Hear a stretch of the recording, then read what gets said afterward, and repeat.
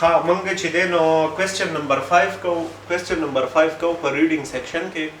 او دا اخیرنی کوېسچن دی کوېسچن نمبر 5 دی په ریډینګ سیکشن کې ټیک ده نو ریډینګ سیکشن د دې کوېسچن سره ختمیږي بیا به لیسنینګ سیکشن شروع کیږي د دې نوم دی ملټیپل چوایس سنگل انسر نو چوایسونه به در ملټیپل درکړي خو صرف یو انسر به پکې صحیح لکه پریویسلی چې موږ څنګه کړو ملټیپل چوایس او ملټیپل انسر نو هغه به څلور پنځه شپږ چوایسز به درکړو او درې څلور به پکې صحیح دوه درې به پکې صحیح وو ټیک ده په دې کې څه دی چې صرف یو صحیح انسر وي چوایسونه به ډېر خو انسر به یو صحیح وای after reading the text اول به ټیکسټ ریډ کې answer a multiple choice question by selecting one response نو ټیکسټ دی ریډ کو او صرف یو ریسپانس دی سلیکټ کو زه په ویډیو فارم کې تاسو ته ښیم چې د دې کوېسچن اگزامپل څنګه دی Multiple choice, single answer. For this question type, you need to read the passage and answer the multiple choice question. There are several possible response options, but only one is correct. To choose an answer, click on it using the left button of your mouse. Click on it again to deselect or click on a different answer. ٹھیک شو سمپل ټیکسټ در کړه ټیکسټ ریډ کا اول پیزان پوهه سو پورې چې ټیکسټ تا ریډ کړه نه یو ځان دی په پوهه کړه نه دا به پوره هوته سلیکټ صحیح انسر نشي سلیکټ کوله اول په دا انډرستانډینګ لازمي دی چې یو پیراګراف کې ماته سوی دا غي نو ورسته به ته یو انسر سلیکټ کړې صرف یو انسر که په غلطۍ د بل سلیکټ شي نو ته بیا هغه بل چې دی نو هغه سلیکټ کولای شي ټیک ده نو په دې باندې به اوس پریکټس کوو تاسو ته پته ولګي خو اني هاو د دې هغه نور ډیټیل چې دی هغه لږ تاسو ته وایم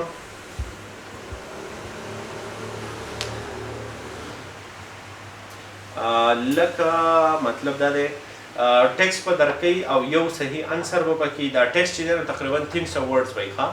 ټیکسټ به څونه درکې تقریبا 300 ورډز به درکې په دې کې چې کم مارکس لګي نو هغه به د ریډینګ مارکس لګي اونلی ریډینګ مارکس به لګي صحیح ده په دې کې پریپریشن ټایم او انسرینګ ټایم تاله نه دی درکړی نو پریپریشن ټایم پکې هم نشته چې مطلب تا ته وایي چې په دونه ټایم کې ځان پریپیر کړه پکې نشته او دا پکې هم نشته چې په دونه ټایم کې به انسر خامخا ورکړي د پی ټي کوم 2 غنټې ورال ټایم چې دا خو روان دی پر دې کوېسچن سپیسیفیک ټایم لیمټ نشته ٹھیک ده او اونلی د ریډینګ مارکس لګي او اونلی 300 ورډز دي ٹھیک ده نو وس د دې مونږه اگزامپل راځو تاسو په پوه شوي چې څه غواړي صحیح دی کلیر دی که نه اوکې اوس چې دی راځو اگزامپل له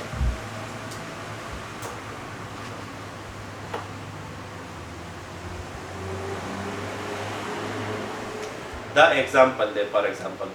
صحیح شو وای نو اول به مونږ څه کوو اول به مونږ پیراګراف ریډ کوو په پیراګراف په ځان پوهه کوو او بیا به صرف یو انسر سلیکټ کوو پیراګراف انډرسټینډینګ له راځو ټیک ده why in many ways Britain's most ambitious effort is the war requiem of 1961, a flawed but still impressive work for chorus, soloist and orchestra. It weaves together the traditional Latin mass for the dead and anti-war poems by Wilfred Owen. وای په ډیرو طریقو باندې د بریټن د ټولو نه امبیشس څه ته وایي امبیشس د امبیشن نه راوتی دی لکه ډېر مونږ چې وایو موټیویټډ امبیشن په اصل کې ګول ته وایي امبیشن څه ته وایي ګول ته مقصد ته که نه نو د امبیشس چې دی مطلب دا دی چې کم امبیشس څنګه ایکسپلین کړم یاره زه چې وایم که نه لکه دې سړي ډېر زیات غټه کرایټیریا ځان ته یې ښودي ده صحیح شو او ډېرې غټې کرایټیریا باندې کار کوي نو زه به وایم چې اجاز has selected a very ambitious goal یا اجاز is doing a very ambitious activity نو مطلب دا دی چې په ډېر های لیول باندې لکه امبیشس پرسن څوک کم چې ډېر زیات موټیویټډ پرسن وي کم چې ډېر های ګول ځان ته سیټ کوي های بار سیټ کوي نو هغه پرسن ته موږ څنګه وایو امبیشس پرسن ورته وایو ټیک شو ښه نو دې دا خبره کوي بریټن څه ته وایي یو کې نه دا هغه بریټن نه دی بریټن د یو سړي نه نوم دی ښه سپیلینګ یې بل شان دی No, in many ways, Britain's most ambitious effort is the war requiem of 1961. دا بریټن کوم سړی چې و د ده د ټولو نه امبیشس ایفرټ څه و امبیشس ایفرټ چې و هغه د وار ریکویم اف 1961 ده لکه یو ګانه جوړه کړې وه چې د هغې نه وار ریکویم نوم و او دی په 1961 کې جوړه کړې وه ټیک شو بیا څه وایي a flawed but still impressive work for chorus لوکوټې غلط شان دی فلاډ چې دی چې په یو شي کې فلای فلاډ څه ته وایي چې په یو شي کې فلای په یو شي کې غلطي نو وایي لوکوټې فلاډ خو بیا هم ډېر زیات امپریسیو ورک و فار کورس کورس څه ته وایي کله چې ډېر خلک چې دی په یو ځای باندې ګانا وایي نو هغه څه یو کورس وي فار کورس سولویسټ سولویسټ څه ته وایي کله چې یو سړی سولو لګیایي سولو څه ته وایي یوازې نو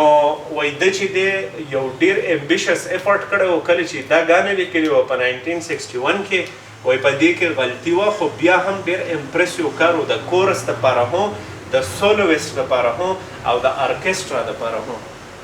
کله چې دا سولویسټ او دا کورس او دا هر څه راغونډ کړي دی نه ارکیسټرا جوړه شي ارکیسټرا د خیال کړی هغه په ارکیسټرا کې یو هغه کنډکټر یا دوه لختې ورسره وي که نه دا د چلونه چې کوي خیالي ورته او هغه ټول یو باجه وهي یو سیتار وهي یو ډرمز وهي او دی وله انسټرکشن ورکوي نو دې ټولو ته په شریکه څه وایي ارکیسټرا دا یو ارکیسټرا روانه ده نو وایي ده چې دی په 1961 کې دا ګانه کړې وه دا ډېره امپریسیو وه د کورس دپاره سولویسټ او ارکیسټرا ټولو پکې ښه کار کړی اټ ویوز ټوګیدر د ټریډیشنل لیټن ماس for the dead and anti-war poems by Wilfred Owen وایي دا د دوو شیزونو یو ټریډیشنل کمبینیشن دی weaves together weave څه ته وایي کله چې یو شی ته ګنډې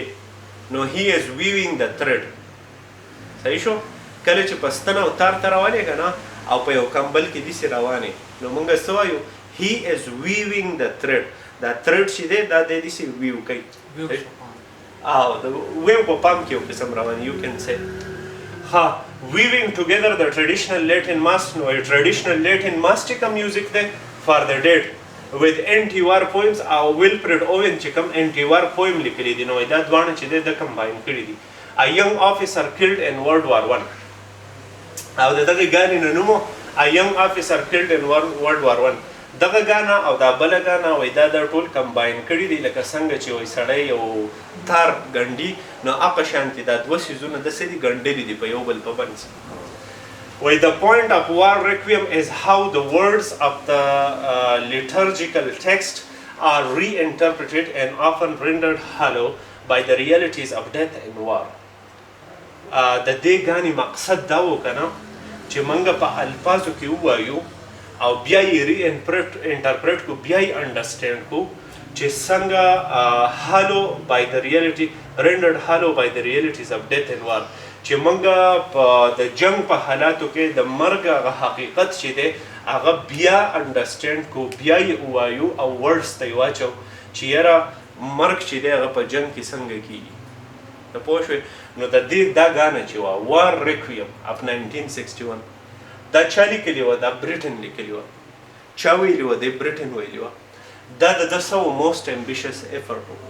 او د دې ګانې مقصد دا و چې په جنګ کې چې کله مړی کېږي نو د هغې حقیقت په الفاظو کې بیان کړو اوس پوه شوې دا څه و دا داسې خبره وه بیا څه in this work we see Britain's prodigal inconsistencies on display په دې کې موږ وینو چې بریټن چې دی نو هغه انکنسسټنټ دی کنسسټنسي پکې نشته صحیح ده لکه په یوه طریقه کار نه کوي په ډفرنټ طریقو کار کوي فار آل اټس پرابلمس که غلطیانې پکې ډېرې دي the war requiem will probably survive as one of our time's most impassioned indictments of war and its heroic myth خیر دی که په دې ګانې کې غلطیانې ډېرې وي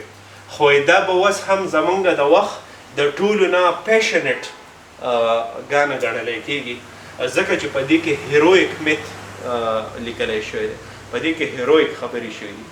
نو بیسیکلی سمپل د دې ټول ټیکسټ مطلب دا و چې یوه ګانه بریټن لیکلي وه د هغې ګانې نوم وار ریکویم اف 1961 دا ګانه ده ویلي وه په دې کې د کورس او د سولویسټ او د ارکیسټرا چې کوم میکانیزم دی په هغه میکانیزم کې غلطیانې ډېرې وې لږ غلطي دلته شوي وه لږه غلطي هلته شوي وه خو بیا د دې ګانې مقصد دا و چې موږ ته وښیي چې یاره په جنګ کې مړي څنګه کېږي او د مړي حقیقت څنګه دی او د هغې هغه درد څنګه دی هغه یې پکې موږ ته ایکسپلین کړی بیا دی وایي چې یاره دا ګانه خیر که انکنسسټنټ ده دا ګانه خیر که په دې کې غلطیانې دي خو زموږ د وخت یوه ښه ګانه او یو ریکارډي ګانه دا بیا هم ده او ځکه چې په دې کې کم هیرویک میت ایکسپلین شوی دی د هیرویزم هغه ایکټس پکې شو شوي دي نو په دې وجه دا یو ریکارډي ګانه ده پوه شوې اوس خو په دې تاسو پوه شوئ که نه اوس په صحیح اپشن سلیکټ کوو صحیح شو صحیح اپشن څه کیدای شي which of the following most accurately summarizes the opinion of the author in the text وایي په دې کې خو اتر هغه خپل اوپینین ورکړی د ګانې په باره کې خپل اوپینین ورکړی که نه نو اتر څنګه اوپینین ورکړی اوس په دې کې سلیکټ کړئ یو دی he finds the weaving together of the Latin mass and anti-war poem to be quite effective یو خبره he is critical of Britain's inconsistencies as observed in the war requiem he admires the war requiem for Britons but finds it far from perfect he questions whether Britain work will endure دا اخرنی خو تیلرکه ما تاسو ته ویلی process of elimination ما تاسو ته ښوولی چې یاره کم شی چې obviously غلط دی اتیلرکه نو ستا سره به options لږ پاتې شي نو دلته کې اخرنی کې څه وایي وایي د د برټن ورک ته ګوته نیولې ده او شک پې کوي چې کیدای شي چې د ده دا کار چې دی نو دا ډېر لانګ ټرم ونه چلیږي نو دا خبره خو غلطه ده که نه ځکه چې obviously هغه وایي چې ډېر به چلیږي که نه نو اخرنی اپشن ته یې لاړو اوس به په دې دریو کې سلیکټ کوو یو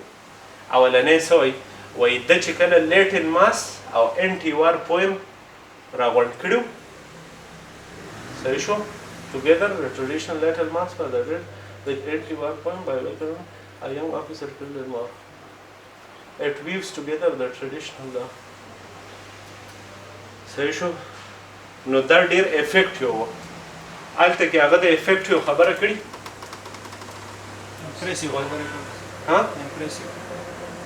امپریسیو خبرې کړي وه خو چې په دې باره کې کړي وه که نه ګوره دا سینټنس چې دی دا د دې سینټنس په حوالې سره دی وایي it weaves together the traditional Latin mass for the dead with anti-war poems by Wilted Owen, a young officer killed in World War I. دغه ځای کې خبره کړې نو په دې ځای کې د امپریسیو څه خبره نه کړې امپریسیو بل ځای کې یوز شو خو کله چې د دې دوو شیزونو د ویوینګ ټوګیدر خبره شي to be quite effective نو د effective خو څه نه دي ویلي په دغه ځای کې ټیک دی نو موږ به په process of elimination کې یو دا کټ کو په process of elimination کې یو دا کټ دوه خو تې لاړو اوس دریم ته واقع ده وایي he is critical of Britain's inconsistencies as observed in the war requiem وایي هغه چې دی نو critical analysis کوي او د برټن په باره کې دا خبره کوي چې د ده کار انکنسسټنټ دی په وار اف ریکویم کې دا ګانه چې وه نو په دې کې برټن چې دی نو انکنسسټنسیز کړي دي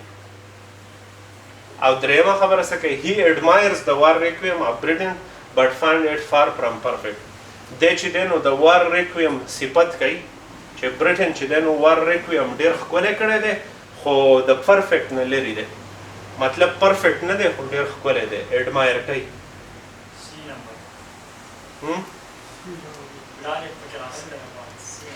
سی نمبر ښه راځي که نه ایډمایر کوي یې ډېر خوښ یې ډېر دی صفت یې ډېر کوي خو دا هم وایي چې یاره پرفیکټ نه دی ما ته خو هم دا صحیح ښکاري سی ما ته صحیح ښکاري نمبر سی یا به سی او یا به ټوی خو سی چې دی هغه موسټ لایکلی صحیح شو اوس راځو کریکټ انسر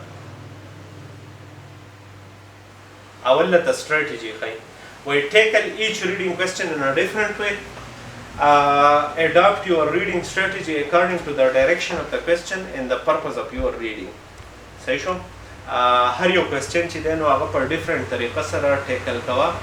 reading question په ډفرنټ طریقه سره adopt your reading strategy according to the direction of the question and the purpose of your reading صحیح شو ها وایي کوېسچن چې درنه په کومه طریقه وکړي که نه کوېسچن چې درنه په کومه طریقه وکړي نو په هغې طریقه باندې به ته ریډینګ کوې صحیح شو لکه اوس ده ما ته ویې امپریسیو خو پکې راغلی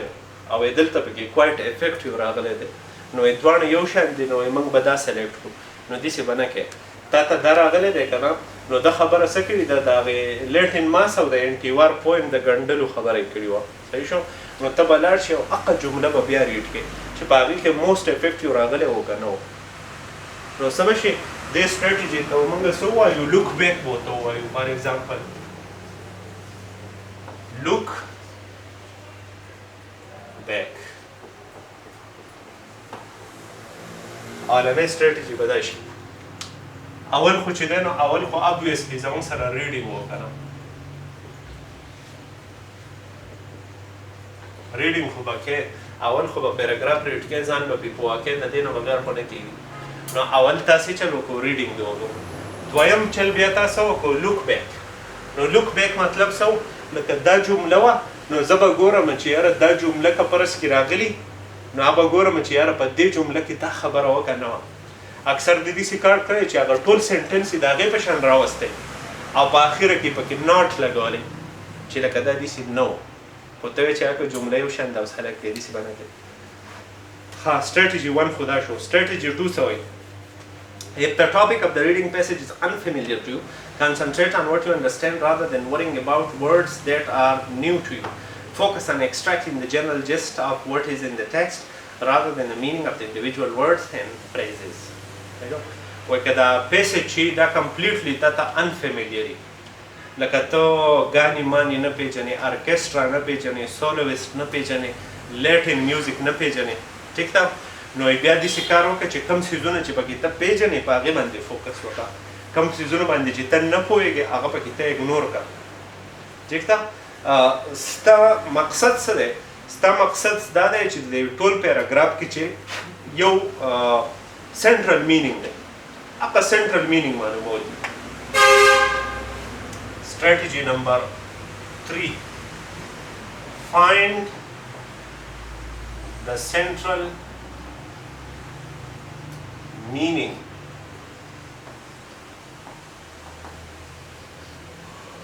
د دې کوېسچن مین مقصد څه دی چې تا د دې پیراګراف سنټرل مینینګ معلوم کړي نو سنټرل مینینګ یې څه و اتر دا خبره کوله چې دا ګانه ډېره زیاته ښه په 1961 کې راوتې وه په دې کې چې دی نو ډېره بهترینه ګانه په دې کې هیرویک خبرې شوې وې په دې کې د جنګ او د مړو خبرې شوې وې په دې کې د هیرویزم او د سولجرز خبرې شوې وې نو په دې وجه دا ګانه چې ده نو ډېره پاپولر وه او یو کامیابه ګانه وه ایون په دې ګانې کې چې دی نو ډېرې مسالې وې مطلب د رولزو خلاف تللی وه په کوم ځای کې چې ګیټار راځي په هغه ځای کې سیتار راغلی دی لکه داسې مسالې پکې راغلي خو لکه بیا یو پرفیکټ ګانه نه وه خو بیا هم د اتر چې دی نو دا ګانه اډمایر کوله ځکه چې دا په هغې وخت کې یو مینینګفل ګانه وه ټیک شو نو دا څه شو دا زموږ څه شو سنټرل مینینګ شو نو کله چې ته په سنټرل مینینګ پوهې ته ته آپشن سلیکټ کول بیا اسان ټیک ده دریم نمبر څه وایي after you have chosen your response quickly check the remaining response against the passage one by one to make sure they can be eliminated نو دریم strategy زموږ سره څه شو څلورم confirm your choice confirm your choice خپل چویس بیا یو ځل کنفرم کوئ تا خو سلیکټ کړو موږ خو سی سلیکټ کړو خو ته بیا وګوره هسې نه چې دا بي پکې ډېر ښه راځي یا پکې دا ای پکې ډېر ښه راځي صحیح شو نو کوایټ افیکټیو چې دی کوایټ افیکټیو خو پکې نه دی یوز شوی او انکنسسټنسیز په باره کې خو خبره کړې ده صحیح شو خو دریم نمبر ډېر ښه راځي ځکه چې اورال تیم دا دی چې هی اډمایرز د وار ریکویم اپریټډ but find it's far from perfect نو موږ سی سلیکټډ اوس ګورو چې سی صحیح دی که نه دی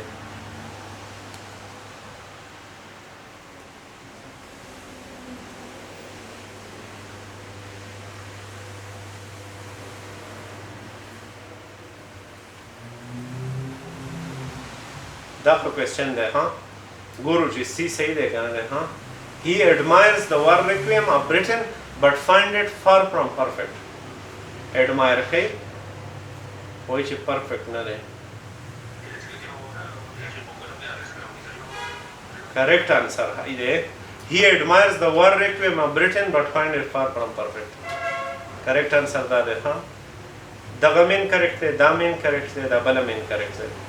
نو دا یې تاسو ته ایکسپلین کړي چې انکریکټ ولې و او کریکټ ولې و ټیک ده لکه وایي he finds the weaving together of Latin mass and anti-war poem to be quite effective کنه نو دا انسر چې دی دا اپشن غلط دی ځکه چې د Britain work weave together Latin mass and date of anti-war it does not comment on the effectiveness of the combination نه نو د effectiveness څخه خبرې پکې نه ده کړې نو په دې وجه باندې دا صحیح نه و بل چې دی السلام علیکم راځئ چې راځئ کښېنئ he admires the war wreck there of Britain but found it far from perfect دا ریسپانس چې دی نو صحیح دی ځکه چې رایټر چې دی نو ریکویم امپریسیو ګوري ډیټیل دیټ ورک اکمپلیشز ډیټیل په باره کې خبره کوي چې ښکلی ډیټیل یې ورکړی دی او ډېر فلاډ ورډ یې پکې یوز کړی فلای نه فلاډ ما چې غلطي پکې شته فلا پکې شته خو بیا هم چې دی نو انکنسسټنسي پکې شته پرابلم پکې شته خو بیا هم هغه اډمایر کوو دا بل اپشن ځکه غلط و he questioned whether Britain work will endure the response is incorrect the writer hypothesis that work will endure by stating war will probably survive یعنی هغه دا خبره کړې وه چې probably په هغې پیسج کې راغلي وو چې دا ګانه چې ده نو دا به probably survive شي دا ګانه به survive کېږي long term نو دا انسر چې دی ځکه غلط دی نو تاسو په دې باندې پوهه شوئ چې دا کوېسچن به څنګه اټمپټ کېږي موږ به اول څه کوو د ټول نه اولنی کار به څه کوو ریډینګ او په ځان په مینینګ باندې پوهه کول دویم کار به څه کوو لوک بیک صحیح شو نو هغه کم اپشن چې دی هغه اپشن په باره کې به ته بیا لوک بیک کې چې یاره دا اپشن صحیح دی که نه دی نو لږ به بیا دغه ته راشي پیراګراف ته دریم نمبر find the central meaning معلوم کې صحیح شو کله چې پیراګراف تا ریډ کو نو په کار دی چې تا ته پته ولګي چې مین مقصد د دې پیراګراف څه دی بیا به څه کوو کنفرم یور چویس کله چې تا یو چویس سلیکټ کړو چې دا ښه چویس دی نو یو وار به بیا چک کړې چې یاره دا واقعي ښه چویس دی که نه زه یې سویچ کړم اکثر داسې کېږي ته یو چویس سلیکټ کړې او چې تا هغه چویس بیا کنفرم کړې چې دا چویس صحیح دی که نه دی تا ته پکې نور ډیټیلز پته ولګي او هغه ډیټیلز چې دي نو بیا ستا چویس بدل کړي صحیح شو دغه خبره ده د دې نه وروسته بیا موږ اکثر ای آی له راځو لکه چیټ جی پی ټي ده یا کوپایلټ له داسې ملټیپل ای آی موږ په اخره کې یوز کوو او دا معلوموو چې یاره ما ته به انلیمیټډ پریکټس به زه څنګه کوم په کوېسچن خو زه پوه شوم خو زه به انلیمیټډ پریکټس څنګه کوم چې زه کور ته لاړ شم او بار بار پریکټس وکړم او کوېسچن یې زده کړم که نه نو هغه به ته داسې کې دې پرمپټ ته ګوره ښه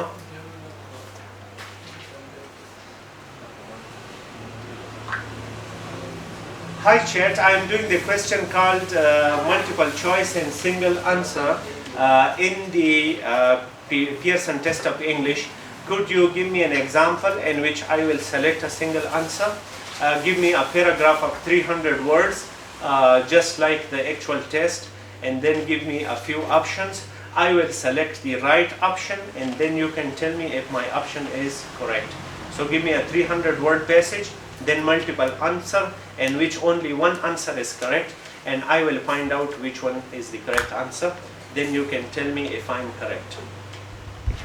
Of course, here's a passage for you. The rise of urban agriculture in the past 2 decades has been nothing short of remarkable. Once limited to a few community gardens, rooftop plots, and farmers markets, urban agriculture has become a global phenomenon. In major cities like New York, London, and Tokyo, residents are converting vacant lots and underutilized spaces into productive farms. This shift is motivated by a range of factors: food security, environmental sustainability, and the desire for fresh, locally grown produce. By reducing the distance between farm and table, urban agriculture diminishes the carbon footprint associated with transporting food. Moreover, it fosters community cohesion. Neighbors work side by side, learning from each other, sharing skills, and cultivating a sense of collective ownership. In addition to providing food, urban farms often serve as educational hubs. Schools incorporate garden programs to teach students about biology, ecology, and nutrition. As a result, young people develop a deeper appreciation for nature and a sense of responsibility for their environment. While challenges remain, such as zoning laws, limited funding, and access to water, the future of urban agriculture is undeniably bright. It represents a bold step toward a more sustainable and resilient urban future. And here are your options. Urban agriculture primarily addresses food insecurity. Urban agriculture reduces the carbon footprint of food transportation. Urban agriculture is mainly a fashion trend among young people. Urban agriculture focuses on reducing food costs in urban areas.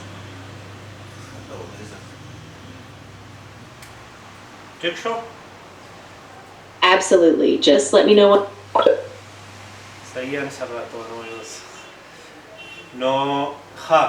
په دې اے آی ته چې ته راشې که نه نو اولنی پرمپټ خو به ته دا ورکوې چې زه پیرسن ټیسټ اف انګلیش کوم په هغې کې زه پلانکې کوېسچن کوم په هغې کوېسچن کې 300 ورډ والا پیراګراف وي او 4-5 سره اپشنز وي نو دغه شانتې ته ماله اګزامپل راکړه زه به دله صحیح اپشن چې دی سلیکټ کوم بیا به ته ماته وایې چې زما دا اپشن صحیح دی که نه دی دا پرمپټ تا ورکو صحیح شو په دې پرمپټ کې چې دی نو بیا تا اپشن سلیکټ کول بیا دوباره پرمپټ ورکولو ته حاجت نشته چې دا دې ورکو بیا ورته ووایه سی او ډي اپشن صحیح دی که نه دی ټیک شو بیا به تا ته هغه ووایي چې یاره دا اپشن صحیح دی دا اپشن صحیح نه دی د هغې نه وروسته ورته بیا ته ویلی شي چې ګیو می اندر کوېسچن یا ګیو می اندر کوېسچن ګیو می اندر کوېسچن ټیک ده دا ته کولی شي ټیک ده نننی لیسن به په دې ځای باندې فینش کړو او سبا به بیا انشاءالله بل کوېسچن کوو د دې ځای پورې کوېسچن یې پوره وي انشاءالله او خپل ویډیو سیریز کنټینیو ساتو ډېره مننه